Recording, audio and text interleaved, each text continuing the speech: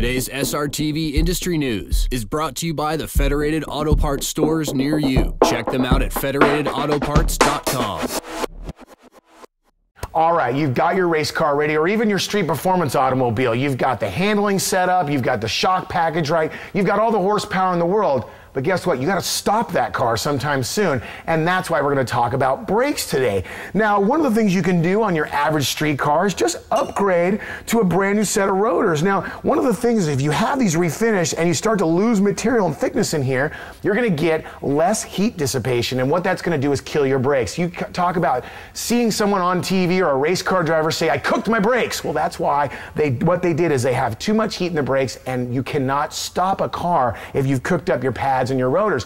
The spongy brake pedal feel is one of the things you're going to get. Now you can fix that in a slight way by going something like this is a factory brake line, and it's going to make sure that you get proper pressure to the caliper, but you can improve the flex because here's a Russell steel braided line. Now the beauty behind this is you're not going to have it flex. What it is the tube is not going to increase or decrease, and that's the feel you get in the pedal. If you want that firm feel in your pedal while you're going down the front chute at the track, this is one of the things you have to upgrade to. Now, connected to that is a caliper. Now, Bear supplied us with these beautiful calipers. Now, this is what you do if you're stepping up big time. This is going to clamp down with far more pressure simply because of its design and also the amount of space that the pad has on the rotor itself. And pads are also a really important part of it.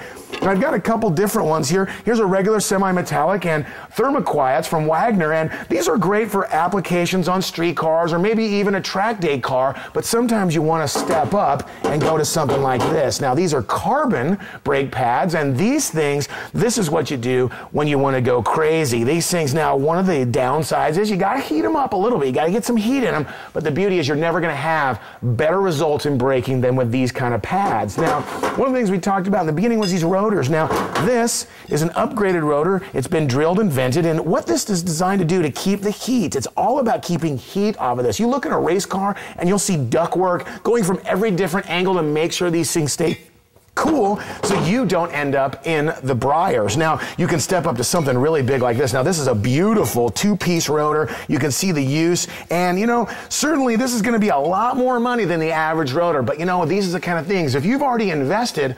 $25,000 into a race car, $50,000 into a track day car, well, why not make sure you're going to stop it? Now, all these products are available at some of our great sponsors, but you got to remember this. It doesn't matter how much horsepower you have. It doesn't matter whether you got the right shock package and your car setup is perfect. If you can't stop, you're going to be in trouble. Make sure and check your brakes. If you want any more tips, check out srtvonline.blogspot.com and check out all the updates and all these great products available to you today. We'll see you next week.